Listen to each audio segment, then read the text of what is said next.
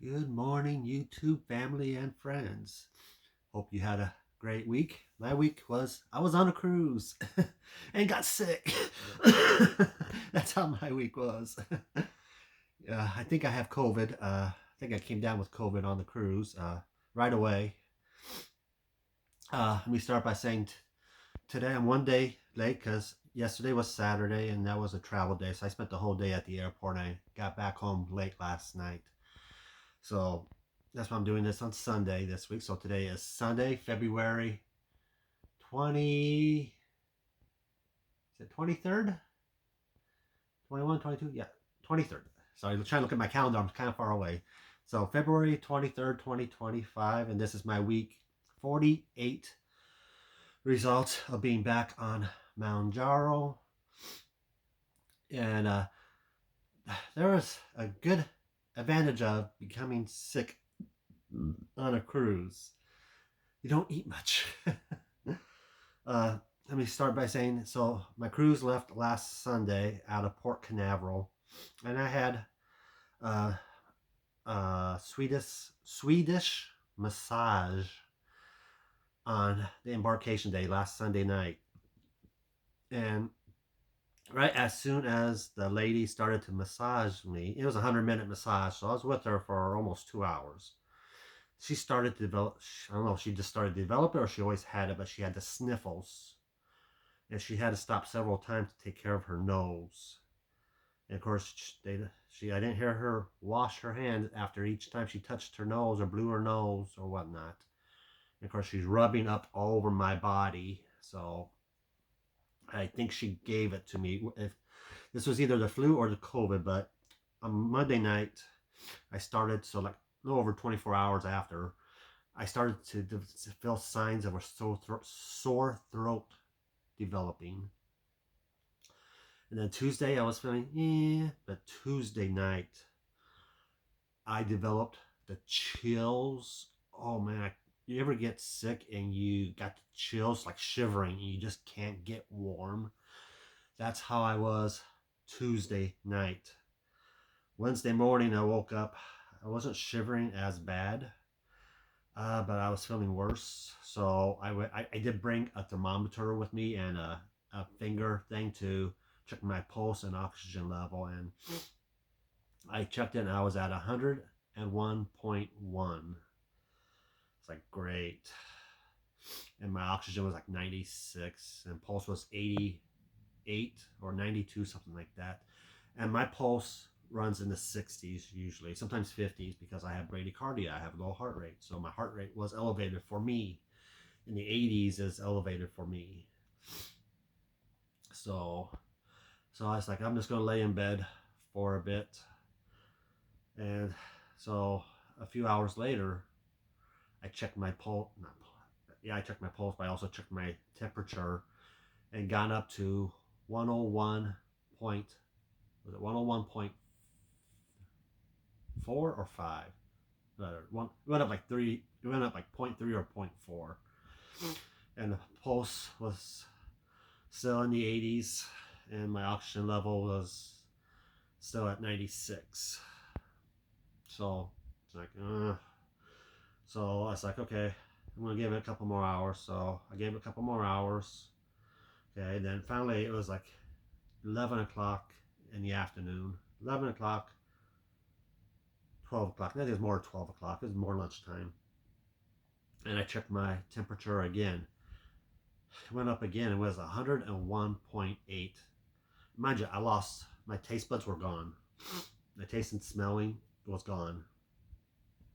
So I was like, okay, my pulse was still in the 80s, but my oxygen level dropped to 95. So it's like, I better go to the infirmary, go to medical on the ship. And I had brought a mask with me just in case, because I have other medical issues. So I was like, okay, my temperature keeps going up. I better be safe than sorry. So I dragged myself out of bed all the way down to deck 1, or is it 0? No, deck 0 on the ship. That's where medical is. Get down there. They were closed. on port days, which is what this was a port day. It was only open from 8 a.m. to 10 a.m. and then 4 p.m. until 6 p.m. They're open 4 hours total, 2 in the morning, 2 in the evening. It's like, what the fuck? So it's like, whatever. So on my way back up, I grabbed a little, I grabbed some food to eat. I grabbed some pineapple, uh, watermelon, a banana, and some Jello, just so I can have something with moisture in it because I know I needed to stay hydrated. No matter if it was a flu or COVID, I had to stay hydrated. And I went back up to the cabin. I just sat there in bed, and finally, about about ready to go on 4 o'clock when the medical opened up. I'm gonna check it one more time, see what it's doing. I said the high was 101.8. Well, I checked it, it had dropped to 100.8, so it dropped a full degree. Okay, and my oxygen level went back up to 96, and I usually run 96, 97. And my pulse was in the 70s, so that got better. So I was like, okay, so I'm going, instead of going all the way back down to medical again, I'm just going to give it another hour or so, and I'll check it before they close, and I'll make the decision then if I want to go to them or not. And so it was about five. They're about an hour and a half later because they gave me a half hour to get down there before they closed again. And it was at 100.8. It had dropped down to 100.1. So it dropped again. And my oxygen level was at still at 96, and pulse was still in the 70s. So I was like, no, actually, no, my pulse was actually 67. So it dropped into 60s. So I was like, you know what? I'm on the rebound. I'm fine. So I was worried about what would happen overnight. Sometimes it will drop during the day and come back up at night, but it continued to drop. And by the time I went to bed that night, it was down to 98.5. And my normal temperature is 96 to 97. I run a little cold. So I was like, great, perfect. So I still had no taste buds. I still couldn't, I forgot to mention, I had a hard time breathing deep. So every time I took a deep breath, I coughed. It's like I just, like now, I have the sensation I want to cough, but I don't have to cough. That time I did. So it's kind of like, so it's I have a little bit of breathing issue. Still, no, I still, okay, so Thursday, I woke up, my temperature was 97.1. Perfect. Okay, I'm over the hump. My fever broke. It was just 1 day fever. Of course, I probably was 2 day. I just never checked the day before that night. I had the shivers. Started to have the shivers. I never checked it. I should have. So, but Thursday night I checked it before I went to bed, and it was back up to I think 99.1. It's like, okay, here we go again. But I did feel a little better, so it's like fine. It's just throughout the day. So Friday morning, I was like, okay. I woke up and checked it. Great, it was perfect. It was 96.7, so exactly where I expect it to be. So okay, fine. I know I'm still feeling okay, but I'm not 100%. I still couldn't breathe deeply, not wanting to cough. And throughout Thursday, or not throughout Friday, I'm starting to cough more randomly without having to breathe deep, triggering the cough. I still got that cough. I feel like I'm every once in a while I cough up the phlegm. I don't know if that's coming from my lungs or what. But I'm congested now. I've been congested for 2 days. So, but anyway, uh, yesterday morning was disembarkation day. So, and I felt okay. Just felt like crud stuff. Normal stuff. I had no temperature still, so I don't think I'm contagious or anything. But yeah, and that's where it stands. I spent all day at the airport traveling from Orlando to Chicago Midway, layover, and then finally last night, after a 3 hour layover in Chicago Midway, finally got home. So I got home at 11 o'clock last night. So I'm going to see if our local Walgreens or Hy-Vee grocery store is still offering COVID test to take there, or to buy to have a take home test. So I want to see if I had it, I still have it, and it'll still test positive for it. It might not be as strong as it was a few days ago, but I should still test positive for it if I have it. If I test negative, then I know it was just a bad flu. So, but anyway, that's my update. All right, I'm going to give you my weight now. Last Saturday before I left for the cruise, I was at 248, which was a 2 pound weight gain. That left me at plus 12 for the 47 weeks. 12 pound weight gain. That, of course, I'm battling my the other diseases, my autoimmune disease. Well, now you know the spiel. If you don't, go back watch some prior videos. You'll know it. But this morning I weighed in at 243. I lost 5 pounds on the cruise. Usually I gain 5 to 10 pounds on the cruise. So, but I lost 5 pounds on this cruise. So that puts me at only a +7 weight gain for the 48 weeks now. So yay, some positive came out of it. I knew because I wasn't eating much. I spent better part of 3 days just isolating in my room to be safe. So all right, I'm gonna take my blood. Let's see where my blood sugar is at.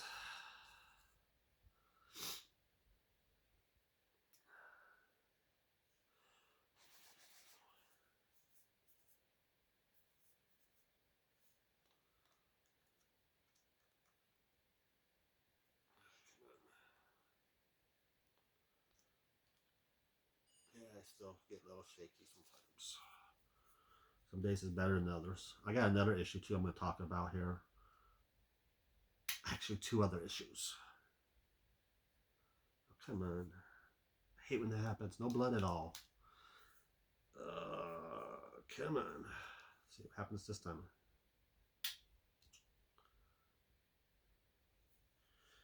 Where's my blood at, people?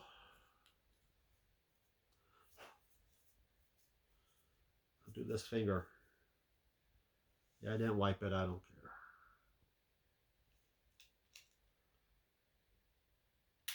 Ouch. There's blood.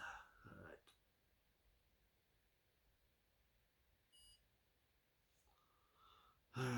Fasting. So I haven't ate yet. Just woke up a little bit ago and showered. Good. 85. So that's good. All right. Yeah, I've been having other issues for quite a while, for several years now. I think it's possibly carpal tunnel or something similar.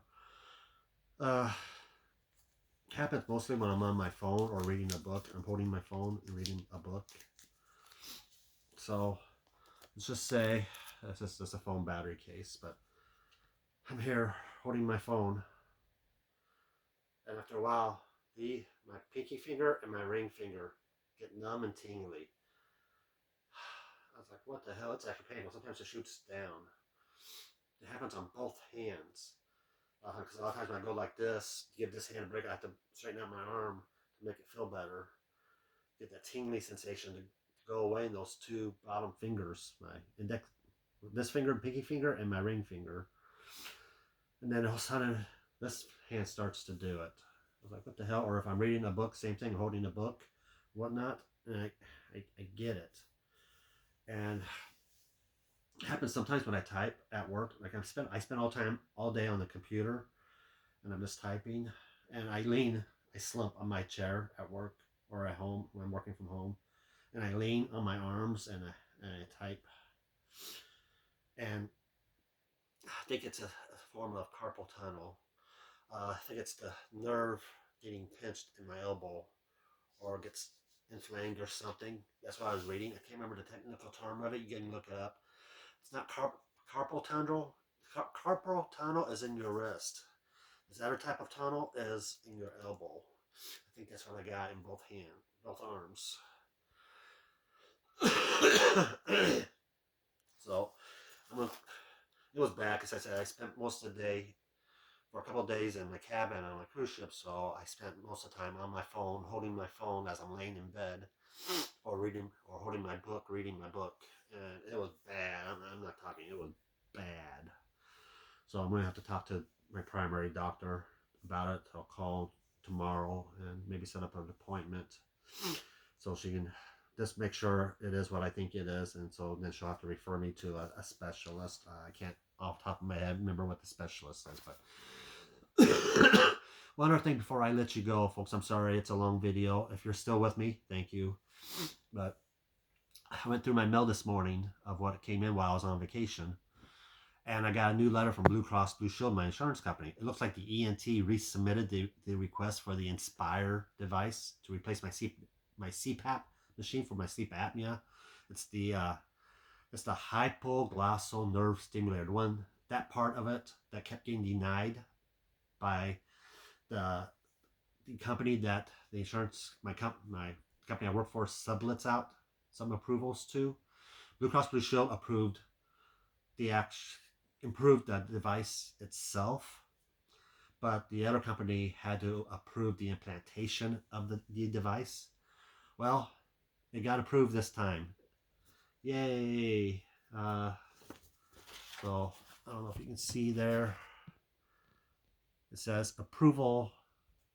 It's converted backwards, but you can make it out. It says approval services the implantation of the hyper something something stimulator, nerve stimulator. So yay, it got approved. So I'm gonna have to call the ENT doctor tomorrow and see if they got the nerd notice yet or not, and say what's, because this is approved for February 12th through May 12th. So it's only approved for a few months. So yay! So I might actually get that Inspire sleep device implanted in me after all. We'll see. All right, time for take my medicine. Mounjaro 7.5. Take the protective cap off. You'll see the needle. Turn it to the unlocked position. It can go in the fatty part of your arm, in your gut, or your thigh. I like to do my gut. So, okay. I don't remember what side I put it in last week, so we'll just do it here. You can watch the green plunger go in. Make sure you're 2 inches away from your belly button. Alright, so here we go. And it's that simple. Yay. Alright, folks, that's all I got for you this week. If you or somebody else deals with that type of tunnel, it's not carpal tunnel syndrome, but that type of tunnel syndrome that's dealing with the nerve in your elbow and not your wrist, let me know. Give me a comment on there. Let me know your experience or their experience on it. Or if you know people who have the generalized myasthenia gravis, if you didn't watch my video I posted last Monday, the episode I had on the ship, that was scary. What happened? So, or just let me know your experiences. I would appreciate it. All right. Y'all have a great week. Remember, I love you. And don't forget to enjoy life to the fullest. Don't work yourself to death. I used to do that. I used to work all the time between two jobs. I'm going to have to start working my Uber job again. I got a new car. I got the registration in the mail along with my new insurance card in the mail. So I'm going to register this new car to drive with Uber. I'm not going to overdo it though. I'm just going to drive a few hours at a time, depending on how I feel. I got to pay for the new car. So, all right. That's all I got for you. Y'all have a good one. Bye-bye.